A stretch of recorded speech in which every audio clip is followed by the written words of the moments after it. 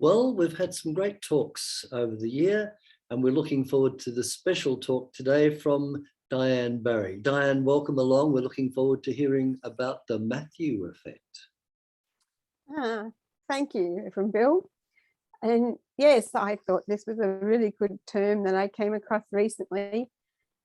And I wonder if you remember that in the email that came out to you, I mentioned the name Robert K Merton. So Robert Merton was an American sociologist, quite well known and recognized throughout the sociology area and studies.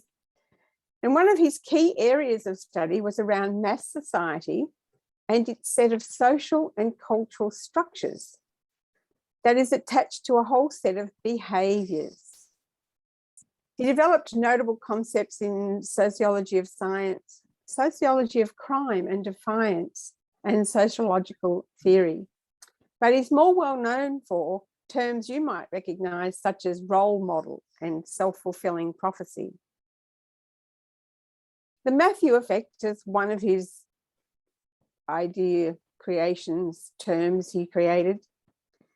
And it relates to that, how advantage begets advantage. The term was coined by Merton and named after a passage in the Mathew Gospel. So most commonly, you would really know this term, the Mathew effect, as the rich get richer while the poor get poorer. I'm sure you all recognise that statement. And he expressed this as creating a widening gap between those who have more and those who have less. So this Mathew effect is the idea of accumulated advantage. Like, just remember that we're accumulating our advantage. It is applied to many areas of life, skills, talents. His basis was not known in the academic field because that's where he was, and how well-known, recognized, academics and researchers were actually rewarded for their work by receiving even more funding, where in fact the more well-known, the more the ones that did the work, so those that were really doing the work and not so well-known scientists, but were doing really good research, didn't really get the same funding and weren't not really attracted to that same level of recognition. And so this is, like I said, being passed across now into all sorts of other areas of life. And they use this same idea of the Mathew effect in things like the child who reads in lower grades or earlier in life becomes a better reader, and that has an advantage to it. Albeit Albert Einstein was much older before he started reading, and they were concerned in the beginning that he wasn't okay. There are always outliers, I guess, outside the numbers and the norms of any research. So there's been so much written, so much researched and studied about this Mathew effect. I mentioned that it was based on the Matthew 25, a parable, and similar passages from the Bible. So let's look at those as we're here with Unity this morning and dive into what the metaphysics might teach us about these passages and what they could mean to us. So I'm sure many of you would have heard the parable of the talents in Matthew 25. That's the parable where the master is going on a journey and he's leaving, and so he gives 3 servants some of his gold, some of his talents, they're called. And so he gives to the first servant 5 talents. And to the next servant, he gives 2 talents, and to one servant, he gives 1 talent. And the first servant goes off and they actually create some more investment with their 5 talents. So they invest them and they come back with an increase. They've doubled it and now have 10 talents when they come back to the master when he's returned. And of course, the second servant goes out and does something similar and invests into creating some things to sell and using some talents, and comes back having doubled their talents as well and now have 4 talents. But one servant goes out and he's fearful. He knows his master can be harsh and he's not sure what to do. And so he's scared. He doesn't want to lose this talent. He doesn't want to do anything, that could, make things not okay, etc., because his master is so harsh, so scary. And so he buries it. And keeps it nice and safe. And the master has returned. And so he has to dig it up and bring it back to the master. And so he comes back happy.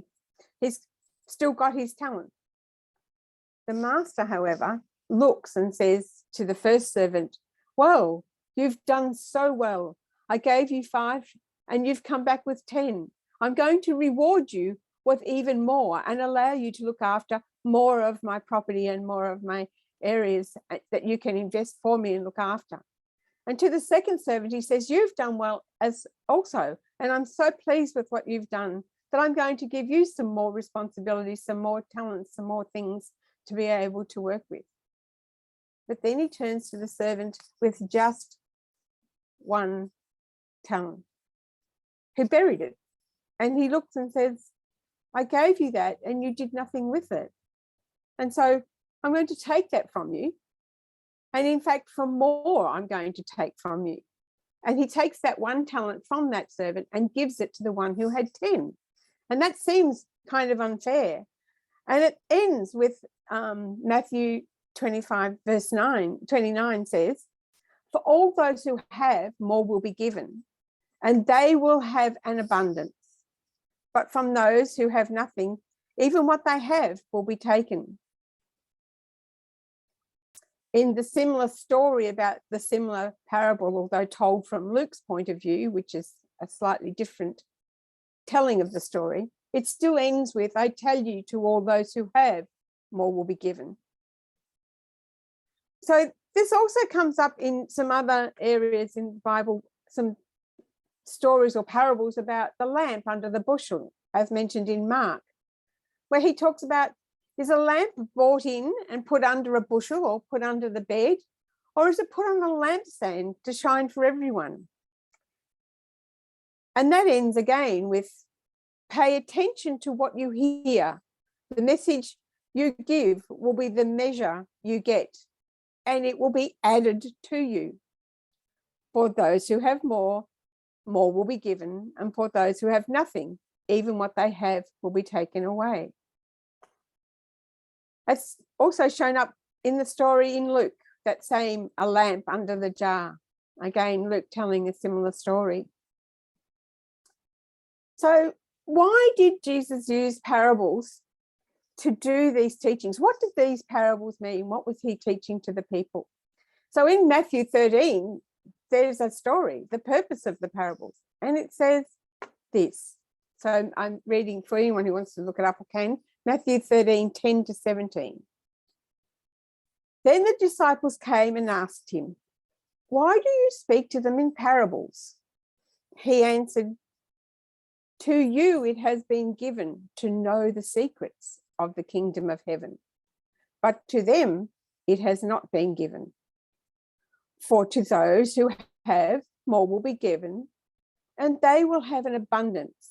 But for those who have nothing, even what they have will be taken away. The reason I speak to them in parables is that seeing, they do not perceive. Hearing, they do not listen, nor do they understand. With them indeed is fulfilled the prophecy of Isaiah that says, you will indeed listen, but never understand, and you will indeed look, but never perceive. For this people's heart has grown dull, and their ears are hard of hearing, and they have shut their eyes, so that they might look with their eyes and hear with their ears and understand with their heart and turn, and I would heal them. Jesus continued, but blessed are your eyes, for they see, and your ears, for they hear. Truly, I tell you, many prophets and righteous people long to see what you see, but did not see it, and to hear what you hear, but did not hear it. So, those who have been with us in Bible classes now offered through UNS will be aware of Robert Borg's book, Reading the Bible Again for the First Time. In this book, Borg explains that most scholars agree the teachings and writings in the Bible can be looked at literally. However, the consensus is that we should look at them more in a metaphorical interpretation, meaning that they are stories of the Bible. They are not literal stories. They are stories to teach. In Unity, we take this a little bit further and we do a metaphysical interpretation. So from Charles Fillmore, who gave us the Metaphysical Bible Dictionary and the Revealing Word, I found some of these related terms, words that are in the actual story I've mentioned, and then looked up what the actual metaphysical meanings were. So we had the master going on a journey. And for anything with a journey in it within any of the stories, it generally relates to the time of the idea of the Israelites going into the promised land. But the slaves, however, that was an interesting one when I looked that up. It said these words: be no longer a slave to the thinking. And that I took to mean the conscious thinking, our conscious mind, our individual personality mind thinking. And talents, what are talents?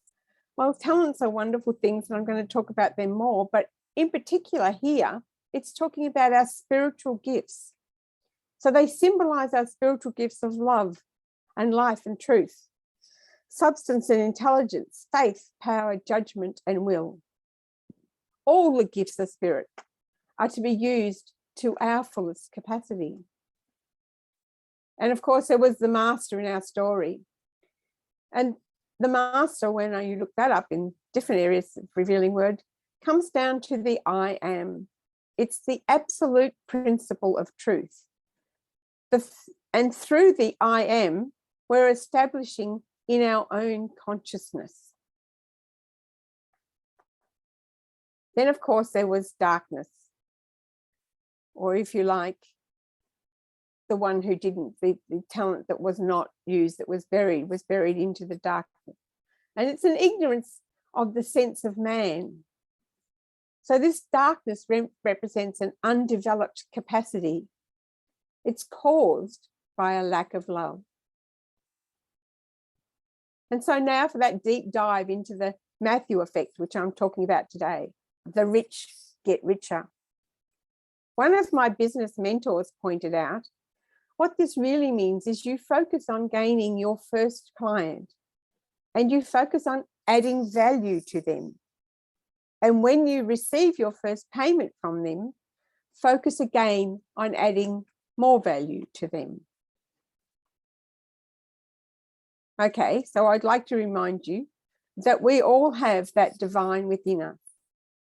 And to express divine mind and divine ideas, all of them are available to us, albeit we have our own experience and our own purpose in life. Well, this brings us to each individual to focus on their talents.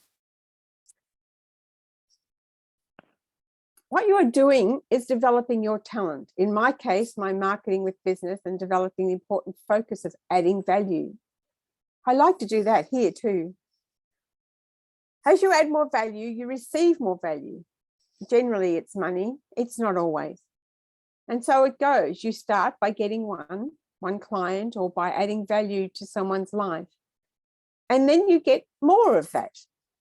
Now, the recent course that I've done in writing in ministry, I noticed my talents are not as strong and they require some practice.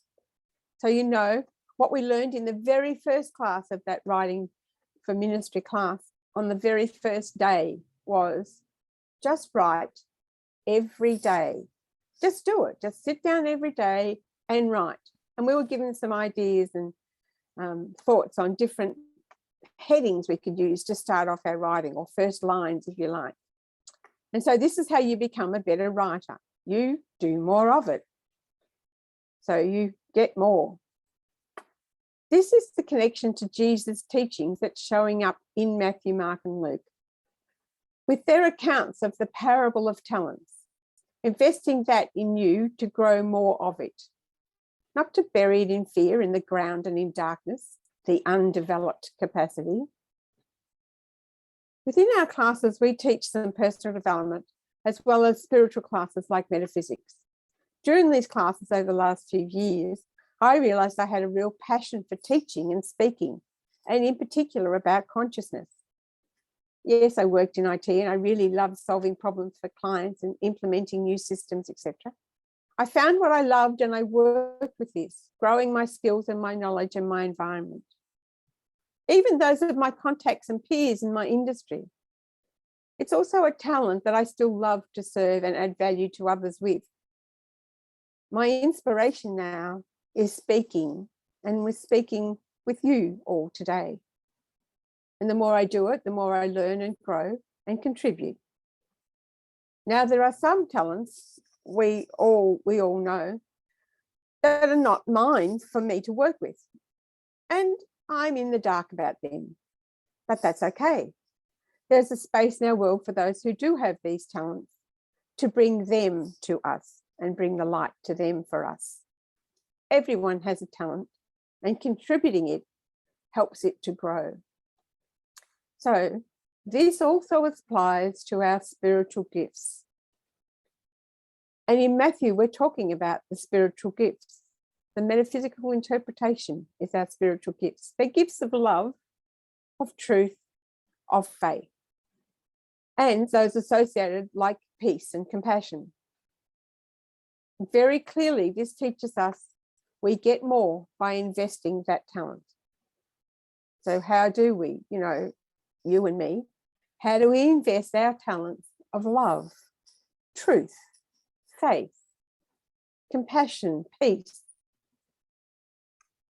Over my last few talks here at Unity of Melbourne, I've covered off on quite a few things and bringing quite a few of these ideas to us.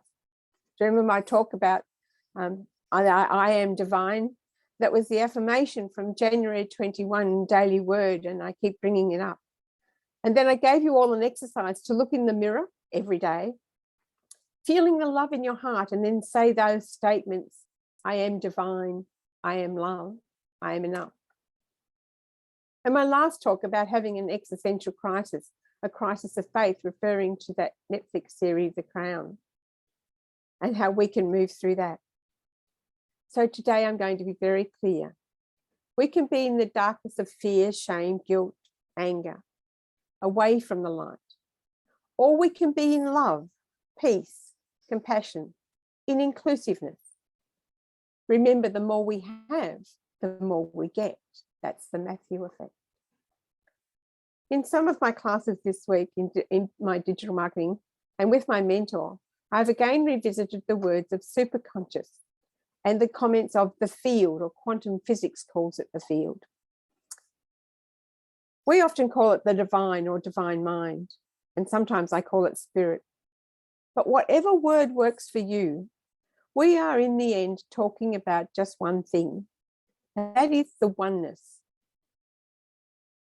Oneness means what again? Well, it certainly doesn't mean separateness. In fact, it could be the opposite to separateness. But it's like, who are we one with? Or what are we one with? Or where are we one with? There's that, what are we one with thing. It's funny, I always remember that analogy that's often used, and at the beginning, I didn't get it. It's like, okay, that's a nice statement, but what does that mean? And that's that one about as the fish is to water, we are to the divine as the fish is to water. So I came to learn what that meant here. And to understand what you do mean is that the fish is unaware of the water. It's in the water, but it's unaware. And the water is everything the fish knows, including the fish and other fishes. It's in everything. Is it the same water? Well, technically there are different fishes at different depths of the water and different types of water, rivers and oceans. But the point is, the fish is in the water, and the water is all consuming around, in, and through the fish. Okay, back to us humans. We're in the water. Yes, that's correct. Only it's not water. It's something, well, something you can't see or feel or touch, just like the fish didn't recognize it or couldn't see it either. It's a kind of energy, a kind of feel, or it's a divine mind. We often use the word principle. In fact, that's what unity defines really as, that oneness. It's a principle. And unity teaches us that this principle is divine. Thing is, as I've also mentioned before, you cannot ever not be in this divine. So you are therefore divine. It's around you, it's in you, and in everyone and thing around you. So it also means oneness, beyond connected to inseparable. What is in you is in me. One definition I love is when we refer to divine as grace. Grace has that phenomena of not punishing us as badly as it might for our wrongs, and yet rewarding us way more than we deserve. So recently I've been reading and listening to Joe Vitale in his work, Zero Limits, where he discusses with Dr. Ikalela Hugh Len work known as Ho'oponopono. So some of you here know and love this work. One of the key aspects of Ho'oponopono is oneness. And in that oneness that he describes, not only are we connected, more, Dr. Hugh Len teaches us, it is within all of us, within us. That is, there is no out there that is separate from us. It is all in us. It is us. And by default, what comes into our world requires our attention. Dr. Hugh Len taught the wonderful process referred to as cleansing. We cleanse for each memory and outer experience that is less than love, as love is the oneness. Just to remind you how that goes, you generally bring someone into your mind or your thoughts, or you bring in an experience and you pray these words. I love you. I'm sorry. Please forgive me. Thank you. It's also a good idea that even if you don't actually feel those words when you're saying it, if you just start saying it, the prayer, and repeating it, you will feel it. And we know the energy is from our feelings. Personally, I think if you start with having a pause before you say thank you, as if you're allowing that personal situational thing to acknowledge your first three statements, the feeling of gratitude comes in pretty quickly. So, okay, you got it. Here's your home play. Yep, I'm going to invite you back to some mirror work, reminding you to stand in front of the mirror, feel the love in your heart, look into your own eyes and say, I am divine. I am love. I am enough.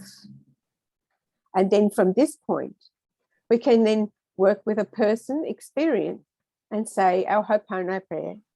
Bring that person to mind and say those words. I love you. I am sorry. Please forgive me. Thank you. I love you. I am sorry. Please forgive me. Thank you. Dr. Hugh Len said, the purpose of life is to be restored back to love, moment to moment. To fulfill this purpose, the individual must acknowledge that he is 100% responsible for creating his life the way it is. He must come to see that it is his thoughts that create his life the way it is in each moment to moment. The problems are not people, places, situations, but rather the thoughts of them. He must come to appreciate that there is no such thing as out there. So the Mathew effect, the more we have, the more we get. Now you have love in your day, and every morning, love in your heart. And now a way of healing the experiences or the memories of yourself and those you thought of. Remember, they are also on a journey, and we all can do with healing our memories. Dr. Hughlin also teaches us that there are so many memories to heal, and there's so much healing that is to be done. And that healing them takes us closer to that 0 point of the divine, where love lives. Here we experience fully the oneness. One last point on this oneness means every person that comes into your life, you are with them in oneness, no matter what they have done, no matter what you have done. So I'm going to be a bit cheeky here and inviting you to engage with this oneness that is within each of us as we get more love and give more love. So as Jesus taught us in his parable of the talents, I tell you, to all those who have, more will be given. So a reminder of your home play and your mirror work and those wonderful words, you know, the mirror words, I am divine, I am love, I am enough. And adding in our Ho'oponopono process for this coming week, that prayer, I love you, I'm sorry, please forgive me, thank you. So I'm going to end this talk with a special song that I selected. And this song is one that I thought would be really lovely to have, having mentioned grace in my talk. And I was searching for it and found this wonderful audio video of it and thought, that just touches my heart and it's so inspiring. And it's therefore within our oneness and how we may be working in our journey, how others may be working in their journey. And I started out talking about how the Mathew effect came about and those studies into, you know, things that happen in our community and society for some people and the structures that we have in our cultural sociology that is talked about by Robert Merton. So how do we reach out to those people who are having a journey themselves through an undesirable situation? We do it the same way with love and oneness as with everyone else, with our Ho'oponopono prayer and with expanding our love feeling within the oneness. As Grace reminds us that we do not suffer our wrongs as much as we would, and we are rewarded more than we deserve.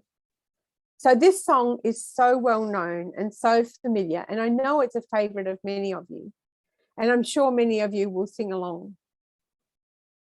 I invite you though, in this video, as the choir may not be whom you expect.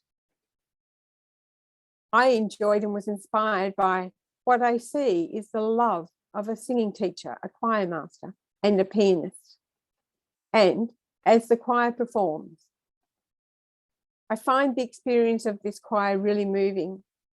So even though I invite you, as they perform for us, and I invite you to watch this, it's actually on YouTube, please take the time to observe your own responses to this group and think about seeing the divine in them as the oneness is in all of us.